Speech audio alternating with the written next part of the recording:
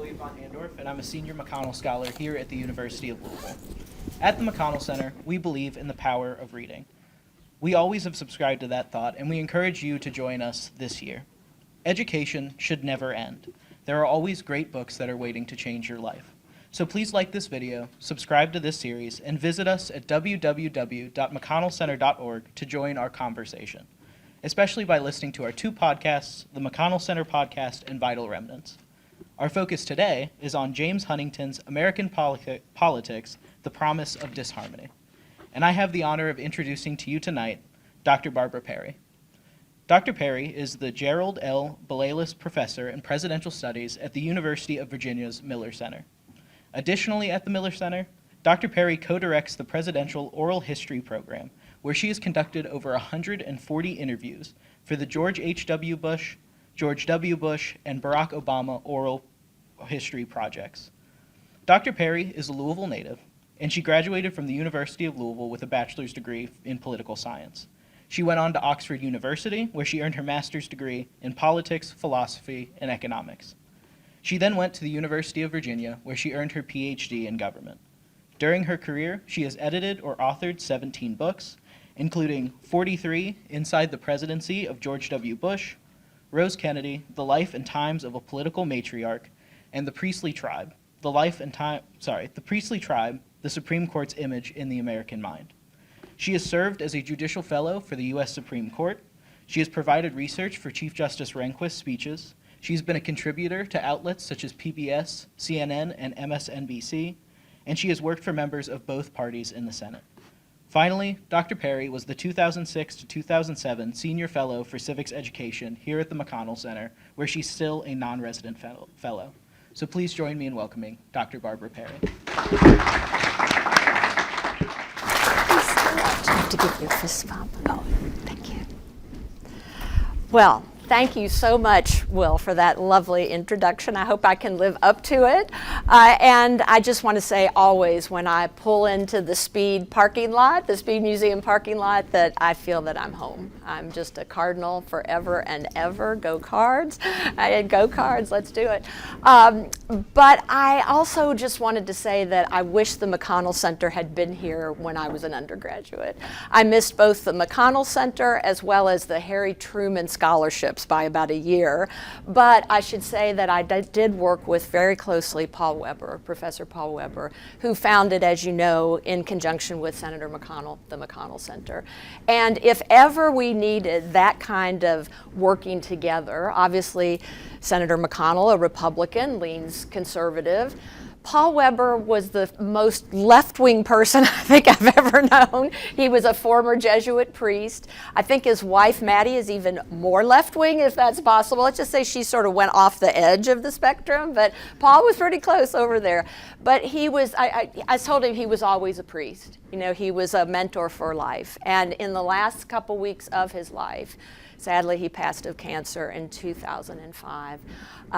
He was in touch with me to say, I think I'm getting you this fellowship at the McConnell Center. And my mother had just passed, and my dad was alone here. So just to be with Sherry and Dr. Gregg, and it was just a hard time. And it got me through it. And I got to found the moot court team here at the McConnell Center. So anyone on that? Anyone serve on the moot court team? Good for you. I keep following you. You all just keep being more and more successful. All right, well, let's get to the real topic for today, and that is, as was said by Will, the book that you should read. And I was told that this is the topic from Dr. Gregg, and I gave him 5 or 6 books that I like. A lot of biographies, as I love biographies of presidents, I love biographies of first ladies. But when I listed this, I went all the way back to my graduate school era. I said, this one I love, and he said, yeah, this is the perfect one. So in light of the title, American Politics, The Promise of Disharmony, I wanted to tell you that before I left to drive out from my condo I keep in St. Matthews, so I come back so often to Louisville. So if you stay on here, keep in touch, and we'll get together and go to basketball games and things. I'll come out to the McConnell Center.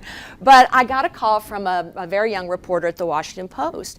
And she said, remember we talked back in the summer about how odd and unprecedented this election season is. as of 2024. And I think we can all agree that it is certainly having these 2 assassination attempts against the former president and a current presidential candidate. So add another one to that of now the 2 total. And she said, what would you say is the context for all of this? And I said, well, as much as I hate to say it, we are a promise of disharmony. I said, as a matter of fact, I'm going out to the University of Louisville to give a lecture about this book that was written in the 80s by Samuel Huntington called American Politics, The Promise of Disharmony.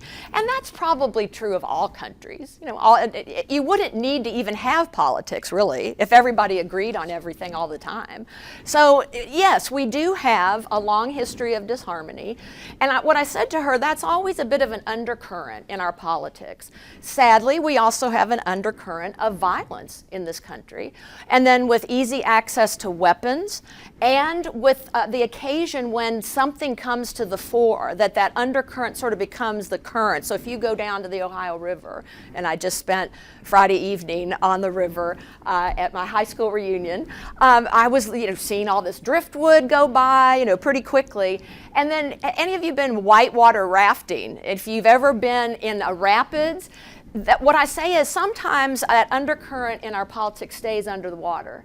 Sometimes it comes up and it might be like a piece of driftwood that you see floating down the river. But sometimes it becomes stirred up by either people's passions, as Huntington would say, or by a whole region like the South seceding from the Union, or 1968 when you had issues related to race and gender and the Vietnam War, and people literally march into the streets and they become violent, sadly. So kind of keep that in mind as to how does this relate. This is our big question for today. How does this topic relate to now? And do you think that once you get a sense of what this book is about, that it does relate to this time currently? Well, first of all, who was Mr. Huntington? So I must say, in putting all this together, I learned more about him. He was obviously a very brilliant young man. He graduated from Yale at 18. So his undergraduate degree at 18. He then went on to the University of Chicago, but first of all, I think he looks like a little elf, but anyway.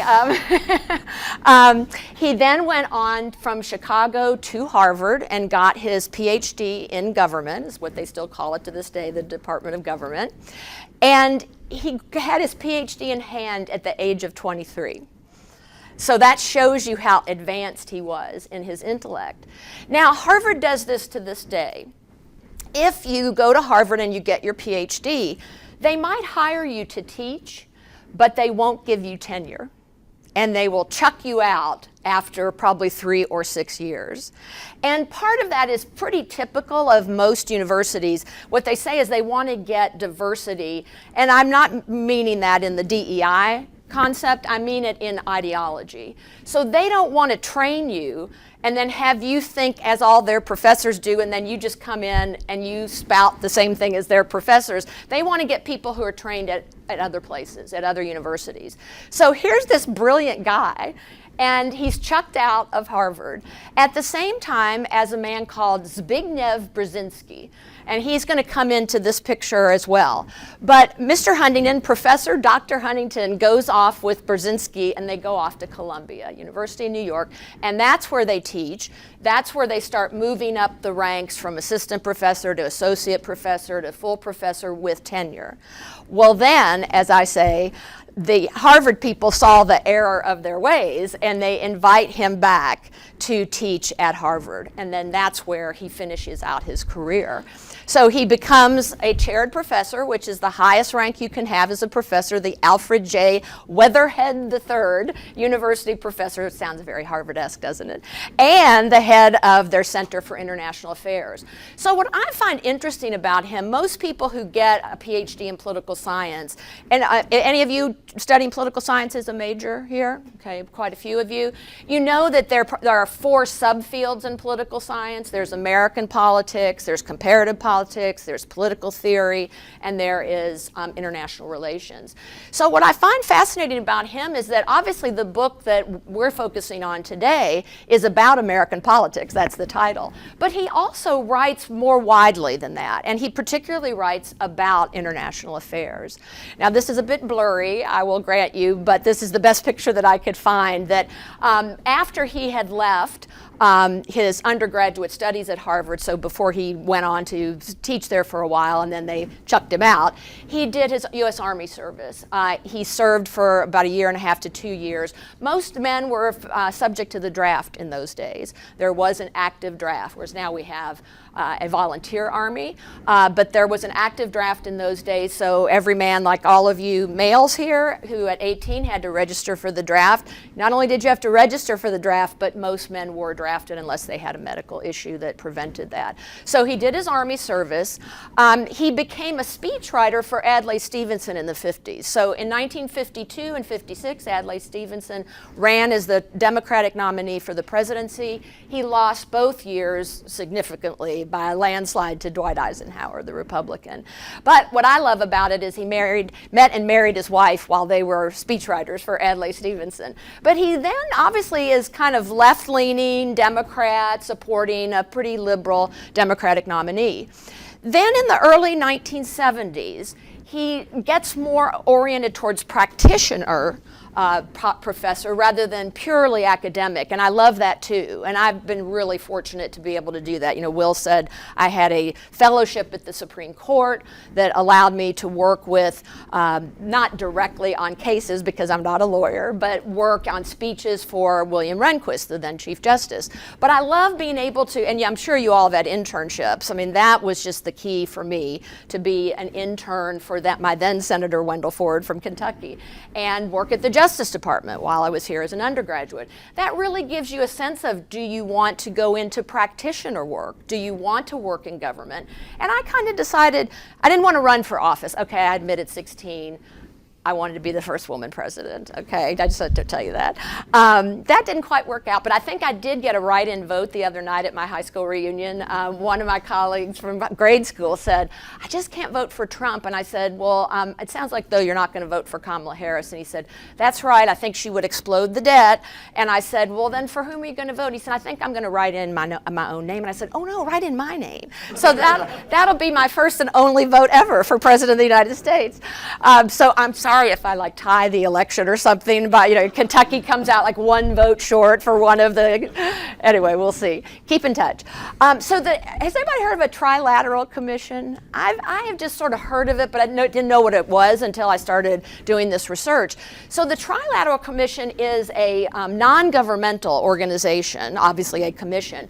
And what's the tri part? The tri usually means 3. So in the early 70s, I find this so fascinating, the U.S.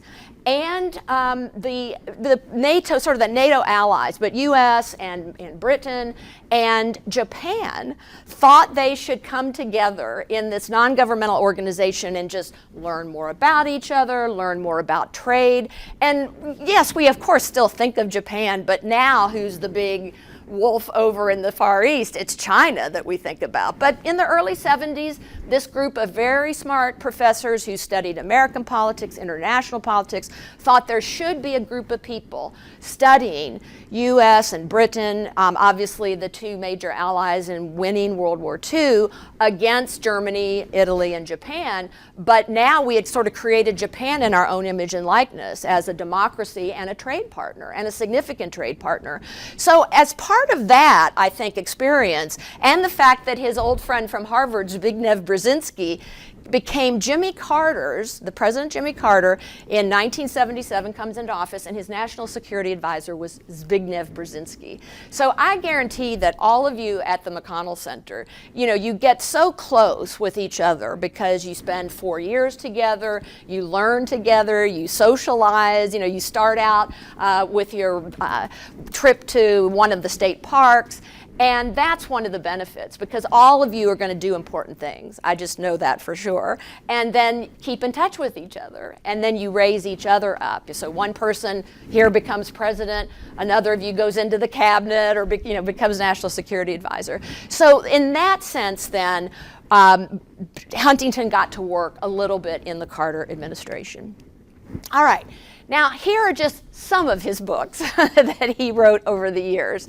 And I point to the very first one from 1957. So this is just after he's come out of graduate school. Probably, it could be based on his dissertation. But it's about the relationship between the civilian government and the military.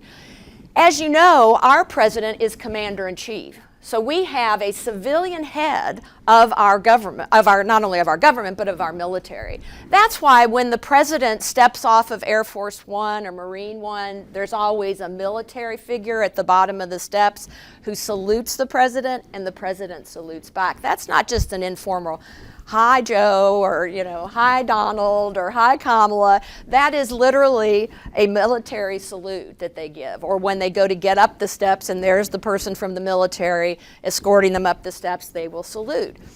But that's a big issue. How do we govern the military?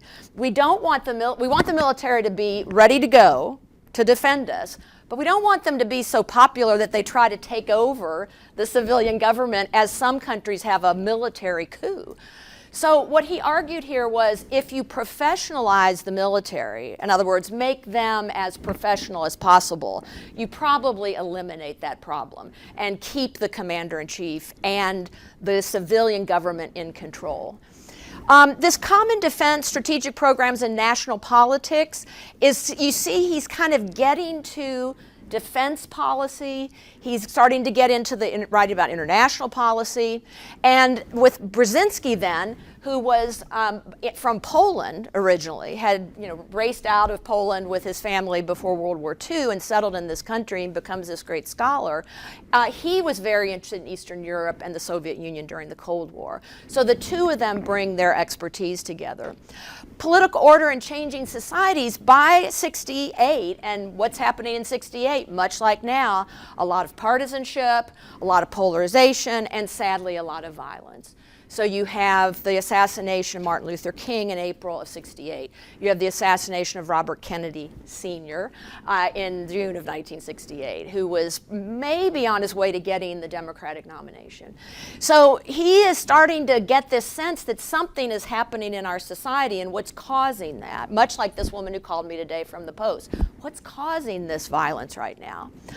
The crisis of democracy, on the governability of democracies. Now that was another co-authored piece.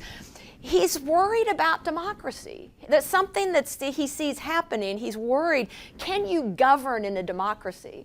Once you let the people in, obviously you've let the people in. So it's hard to say, oh no, we, the people who are elected, we know better. Now you people just go away, just vote for us, but go away so that you don't mess things up in a democracy. But obviously, you have to have a government to govern. And if it's a Democratic, Republican kind of government, can you govern? So he's asking that question. Then by 81, so the beginning of the Reagan era, we'll come back to the promise of disharmony. I have to point out the third wave, democratization in the late 20th century. Now he's writing in 91 as we come to the end of the Cold War. And we're all so happy. I can remember when the Berlin Wall fell and George H.W. Bush was president and all of Eastern Europe and the Soviet Union were becoming democracies. And whew, I thought, this is great. We don't have to worry about the communists anymore. We don't have to worry about a nuclear annihilation, like in the Cuban Missile Crisis, when, by the way, my dad out in eastern Jefferson County told my mother he was going to build a bomb shelter in the backyard. And my mother was very practical. And she said, honey, I don't think we need a bomb shelter in the backyard. So he said, okay, then in the basement, I'm going to collect water and canned goods. And she was kind of like, okay, honey, that'll be fine. And then she didn't have time to run to the grocery. She would go down and steal the canned goods from his nuclear arsenal.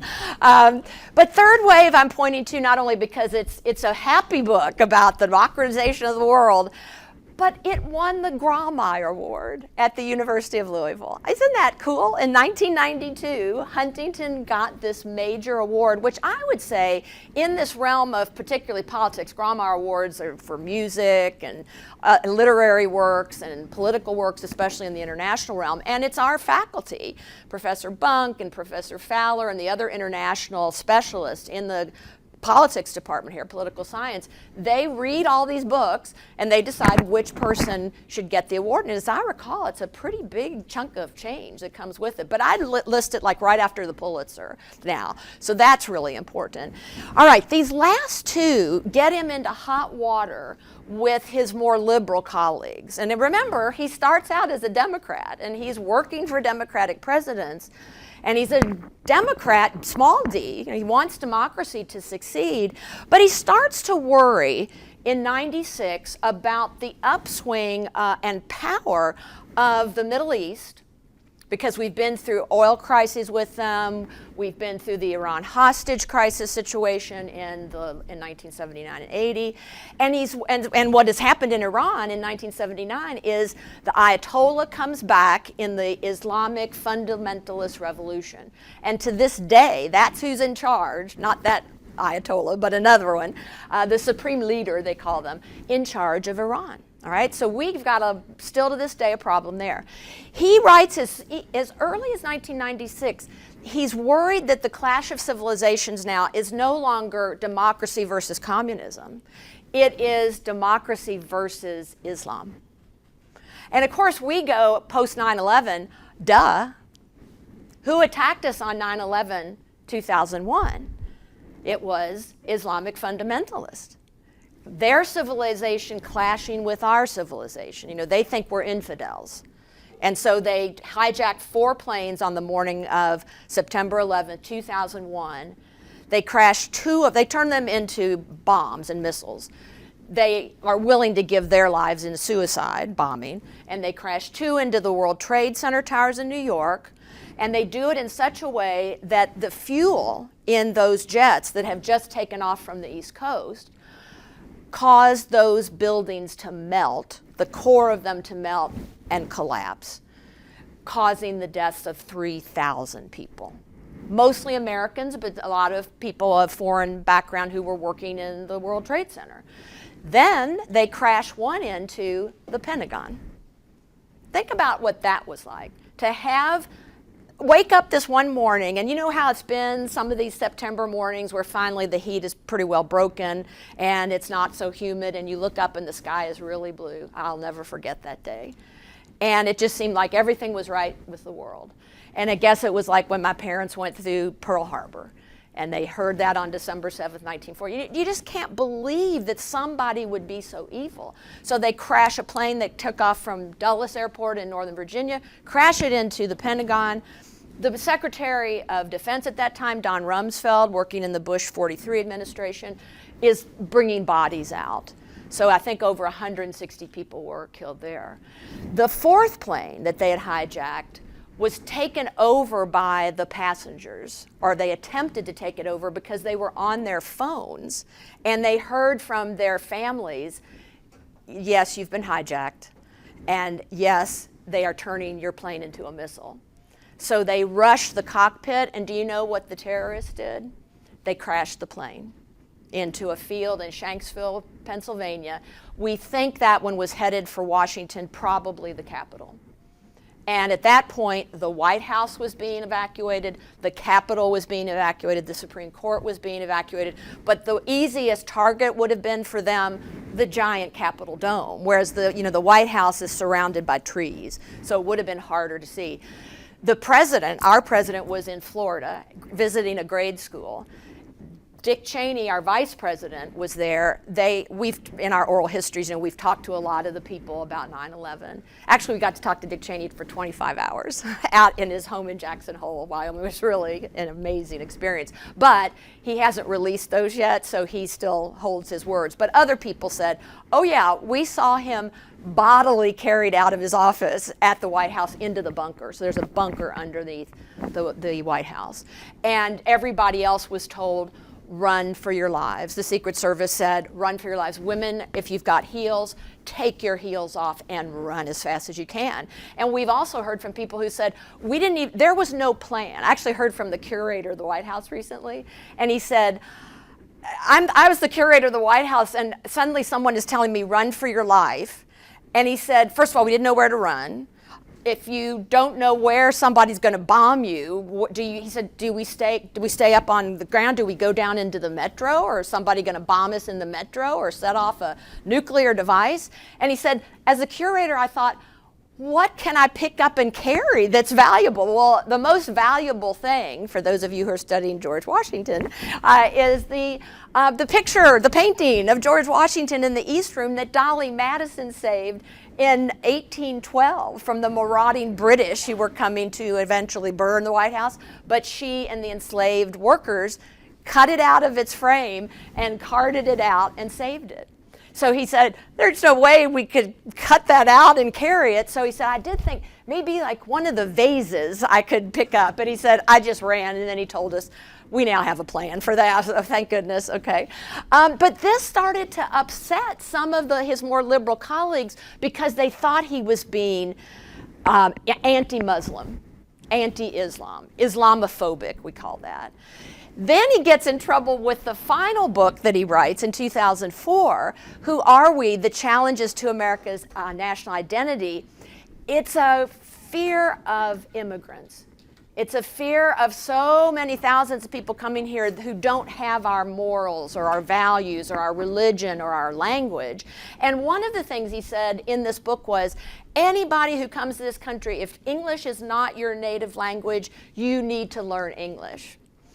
And you may have any view you want about that, is fine by me, but my mentor from the University of Virginia, who was a Holocaust survivor, and at 98, still being Germanic, he passed right before the pandemic shut down because he was very gregarious and he would have been so miserable in isolation. So he shuffled off the mortal coil at 98. But he got an award from the Daughters of the American Revolution, I think it was in about 2006 or 7, and he gave a speech to 2,000 women from all over the country who can trace their lineage to the revolution. So somebody in their line, in their past, in their family, fought in the Revolutionary War. Then you get to be a daughter of the American Revolution. And by the way, if you are a son of the American Revolution, they have their own group. So my mentor stands up, and in his accentless English that he learned when he came to this country running from Hitler in 1937 as a 15-year-old, he was the first to get out. His parents couldn't get out, his brother couldn't get out. Finally, they did, but his 2 aunts were exterminated at Auschwitz, along with a number of other extended family. So he stands up, and one of the things he says is, if you come to this country as I did, as a foreigner, you should learn English. Well, these 2,000 women just erupted in applause. And that's the view that Huntington had. So again, you can have whatever feeling that you want about that, but he starts to get pushback from his more liberal colleagues. Okay, let's just jump in real quickly to the actual book, and what does it say? So if you read the article that I passed on to Dr. Gregg, which was written, as I recall, back in the early Trump years, about are we in an era of disharmony, what is this premise of Huntington? So it's that there's a gap between our ideals that we have in politics and the reality of our politics, okay? And that he says that's a continuing phenomenon in all of American politics, and he says he doesn't think that's true in most other countries. So the example I give of that is that we've said in this country, particularly in the 50s, about when we had a second Red Scare in this country, that there was a House Un-American Activities Committee, in part led by Richard Nixon in the House. In the Senate, that was being led by Joe McCarthy, thus the McCarthy era. And the view was if you didn't follow our values, you were un-American. Now, can you be un-French? Can you be un-British? Can you be un-Italian? I don't think so. I don't think they have quite the same concept, but think about it. Why would it be like that? That's because unless you are indigenous to this country, you and your family came from somewhere else. I was saying to to grant that my mother grew up a few blocks from here in what was called Germantown. Her family escaped Germany in the 1840s when they went through a revolutionary period. And they settled in this, all these Germans came here, they founded their Catholic churches. My mother said my grandmother still had a German prayer book that she read out from. So in order to create a union, we had to have a group of values that we said, we'd like you all to believe in this. And if you don't, we're going to think you're un-American, okay? So the importance then of this gap, he says there's this gap between the political ideal and values and then the political reality, is that he thinks it's from these three characteristics. So one is, generally speaking, the good news is most people have agreed with these values, and we're going to talk about those momentarily. They are liberalism, they are individualistic approaches, that we believe in the rights of the individual, that we are democratic, we believe in the people should help to govern, we believe in equality, egalitarianism, and he says basically though that makes us anti-government and it makes us anti-authority, because if you're individualistic, then you believe that you are the most important thing, not the government, okay? And he says that this intensity of how people view these values changes over time. I noticed that some of you are jotting things down, so I'll hold off on changing. But we'll also talk about this in our discussion section too. So if you don't get everything down, don't worry, and I will also ask that Dr. Greg share this with you. All right, so when we do go to our discussion, we're going to talk about these following questions, but just to give you a little bit of a hint towards it. So what he says is those categories that we just named off of democracy and democratic values and individualism and egalitarianism, Huntington says that's our American creed. So one of the things we want to talk about after this conversation is, what is a creed? What is a creed, and do we have an American creed that's made up perhaps of those values? Is there any sense that it's religious at all? Because one of our values has tended to be free exercise of religion and separation of government and religion, or church and state, as is indicated in our First Amendment. Some people call our values a civic religion. So it sounds like an oxymoron, but it's like a secular religion, all right? It's not truly related to a higher being or a higher authority or spirituality, but rather related to our civics, okay? And finally then, if that's the case, do we have something we can look at, like in a religion? If you're Islam, you look at the Quran, right? If you are Jewish, you look at the Torah. If you are Christian, you look at the Bible is scripture. If you are Christian, you particularly focus on the New Testament. If you're Jewish, you focus on what Christians call the Old Testament. If you're Christian, you look at both of them. So do we have anything like that in our civic structure? So I'm just throwing these out as possibilities, and you can think about them. So one would be our Declaration of Independence. So be thinking for our future conversation, what's in that? What is in the Declaration of Independence that could produce for us these values? Our Constitution, written in 1787, adopted in 1789, and the Bill of Rights added to it as the first 10 amendments, adopted in 1791. Then all of the amendments that have come after that, some of which have expanded these rights. As these values have taken on broader meanings, we've gotten amendments that give us more in the way of egalitarianism, for example. Legislation. We've had legislation, things like I'm showing here, Lyndon Johnson signing the 1964 Civil Rights Act. So kind of think in your mind about what other amendments there have been that you know about that would have expanded those values to cover more people. And then finally, something that I love to study as a person who studies both the presidency and the court and Constitution and civil rights and liberties is judicial opinions. So people say the Lord giveth and the Lord taketh away. The Supreme Court giveth, the Supreme Court taketh away sometimes. But most of the time in our history, they have expanded rights, as an example. But I specifically picked out this photograph, no doubt around the Dobbs decision, because you see people on both sides. So you've got defend Planned Parenthood, keep abortion safe, and then over here on the right, I am the pro-life generation. So these people are passionate about their views. They come into the streets, they stand outside the court, and they express their views in signs and sometimes with shouting. All right, now he talks about an IVI gap. That's a term that he coined. And it is the concept that these ideals or these values sometimes seem in conflict with our institutions. In other words, typically what happens is our institutions aren't giving us these values. They're not allowing us to have these values. So he says the gap is between the promise and the performance of those values, and then that creates this inherent disharmony. So this is really his key argument. And he says at times it's latent, so think of the Ohio River and something in the undercurrent that we can't see. At times, though, it's manifest in American society. And the examples that he gives, and I love this term, creedal passion period. So the American creed is not being carried out. People get passionate about it. They get mad about it. They get violent sometimes even about it. I would add the Civil War to this period. But the first one is our American Revolution.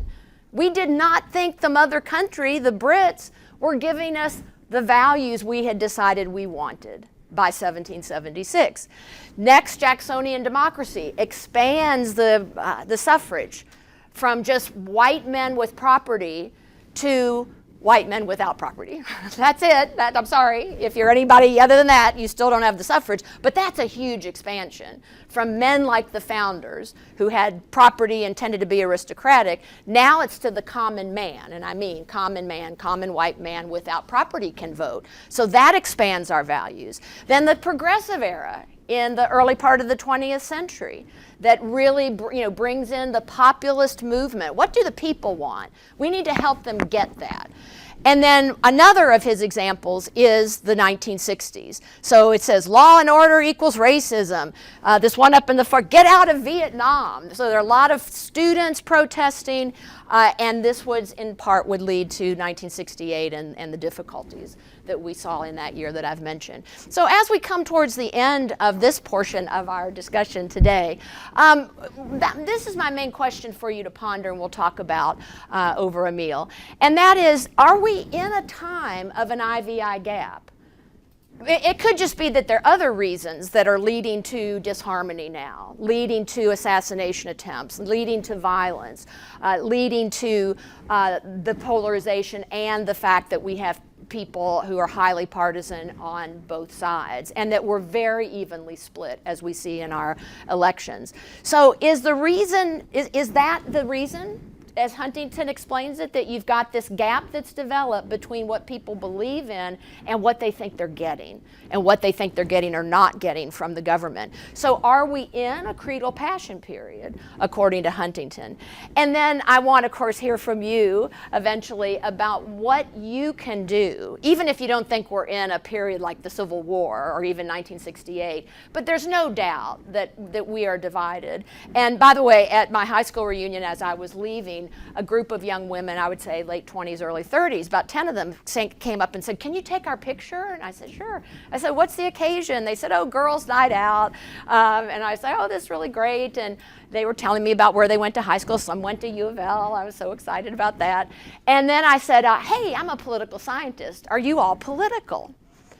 And it was like a sci-fi movie where people have come from outer space and they're trying to pretend that they're earthlings. And then I said the magic word, political, that causes them to fear I might figure out that they're from another planet. Because they went like this. And they had been all happy and probably had had a few drinks and they were all really excited. And there was no way to tell my politics. I didn't have a button on. I just had my Ballard High School jersey on. And I said, oh, are you going to vote? And finally, seriously, their bodies went like this, their faces fell, they had been so happy and jolly, and suddenly they seemed angry. So one of them finally spoke up and said, yes, we are in the Republican group. And I said, oh, great. I said, oh, so you're going to vote for Trump? And they said, and I said, that's great. It's great that you're voting. I said, you know, my brother's a Vietnam veteran, and he defended our country and the rights that we have and the right to vote. And I said, you know, women didn't even get the vote until 1920. And I said, so that's the main thing, is just go out there and vote.